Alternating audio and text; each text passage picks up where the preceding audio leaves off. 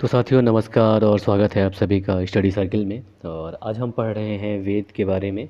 इसके अलावा उनके उपवेद और उपनिषद के बारे में भी पढ़ेंगे। तो अगर हम वेद की बात करें तो जैसा कि वेद चार है, ऋग्वेद, यजुर्वेद, सामवेद और अथर्ववेद। तो इनके उपवेद और उपनिषद की बात करेंगे। तो थोड़ी सी हम पहले वेद के बारे में बात कर लें। तो वेद की अगर हम बात करें तो वेद जो शब्द है ये ज्ञान का प्रतीक है। और ये जो ग्रंथ हैं, वेद जो हैं, वास्तव में पृथ्वी पर और उससे परे अपने समस्त जीवन का संचालन करने के लिए मनुष्यों को ज्ञान उपलब्ध कराने के विषय में है। और इनको काव्यात्मक शैली में लिखा गया है। इसके अलावा वेदों के संकलन करता यानी वेदों को इकट्ठा करने का कार्य कृष्ण द्वैपायन वेद व्यास को माना जाता है। इसके अलावा इनको अपौरुषेय यानी कि देवकृत भी माना जाता है। और अब हम बात कर लें पहले वेद ऋग्वेद की, जो कि विश्व का प्रथम प्रमाणिक ग्रंथ है। और इसके अलावा ये जो ऋग्वेद है यह देवताओं को स्तुति से संबंधित रचनाओं का संग्रह है। और ऋग्वेद 10 मंडलों में विभाजित किया गया है, जिसमें 2 से 7 तक के मंडल को जो हैं उनको प्राचीनतम माना गया है। और पहला और 10वां मंडल जो है वो बाद में जोड़े गए हैं। जबकि अगर इसमें हम कुल सूक्तों की बात करें तो 1028 है। और इसका भाषा जो है पद्यात्मक है।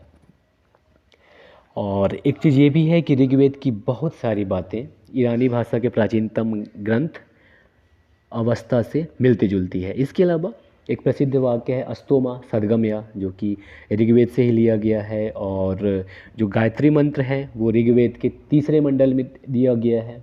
इसके अलावा कुछ अन्य बात कर लें तो ये किस जो ऋग्वेद है इसमें सबसे ज़्यादा जो ऋग्वेद में अगर सबसे ज़्यादा किसी देवता को महत्व दिया गया है तो वो मुख्य देवता इंद्र को दिया गया है। इसके अलावा अगर ऋग्वेद में वर्णित अन्य प्रमुख देवता की बात कर लें तो उसमें शामिल हैं अग्नि, जो कि आग के देवता हैं, वरुण जो कि जल के देवता हैं, रुद्र जो कि पवन या तूफान के देवता हैं, आदित्य की बात कर लें तो जो कि सूर्य का एक रूप है, और वायु तथा अश्विन हैं।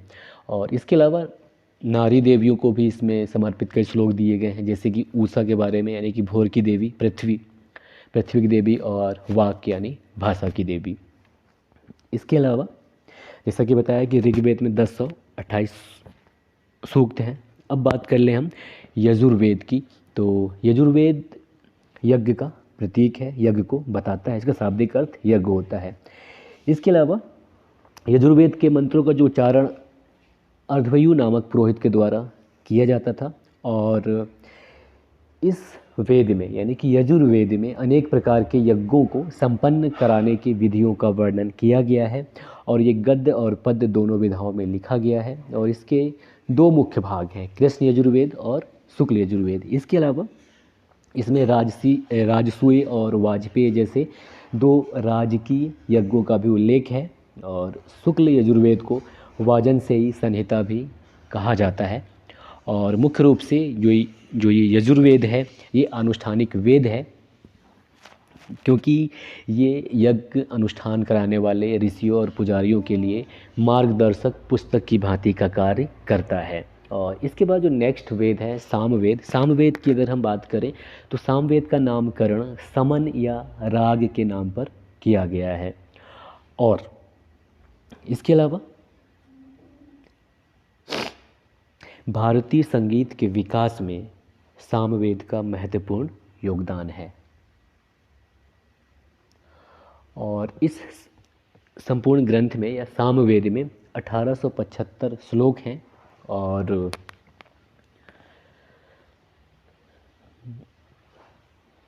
सामवेद को गायन पुस्तक भी कहा जाता है। ठीक है, अब हम बात कर लें अथर्ववेद की।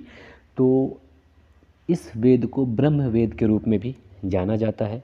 इसके अलावा इसकी रचना ऋषि अथर्वा के द्वारा की गई है। और इसलिए इसको अथर्वा ऋषि के नाम पर ही इसको अथर्ववेद कहते हैं। और इस वेद में कुल 20 मंडल, 731 सूत्र और 5839 मंत्र हैं। और इस वेद के यानी कि अथर्ववेद के जो महत्वपूर्ण विषय हैं, ब्रह्म ज्ञान, औषधि प्रयोग, रोग निवारण, तंत्र मंत्र, जादू टोना टोटका आदि इसमें पाया जाता है अथर्ववेद में। इसके अलावा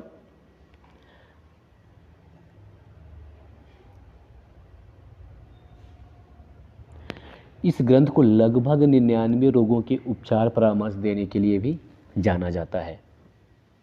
और ये ग्रंथ चिकित्सा से भी संबंधित है, जिसे भेषज वेद कहा, इसलिए इसे भेषज वेद भी कहा जाता है और ब्रह्मवेद भी कहा जाता है। और तो ये हो गया अथर्ववेद के बारे में, और यानी चारों वेदों के बारे में एक संक्षिप्त जानकारी। अब हम बात कर लें ऋग्वेद के उपवेद और इनके उपनिषद के बारे में।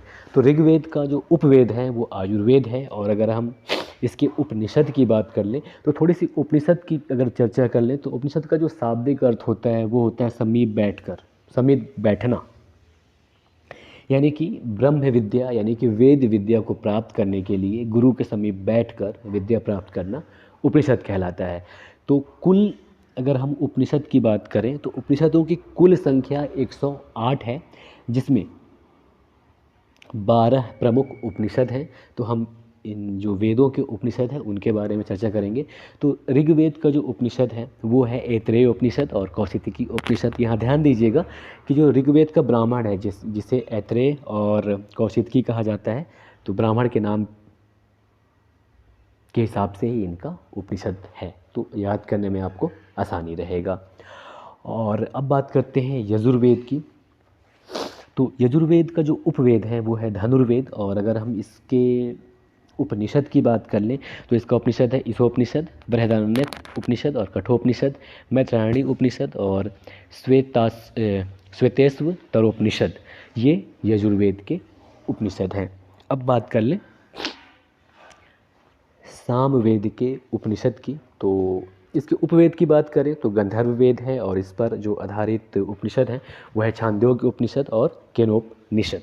और अथर्ववेद का उपवेद है शिल्पवेद और प्रश्नोपनिषद, मुंडकोपनिषद और मांडुक्योपनिषद इस पर आधारित उपनिषद हैं।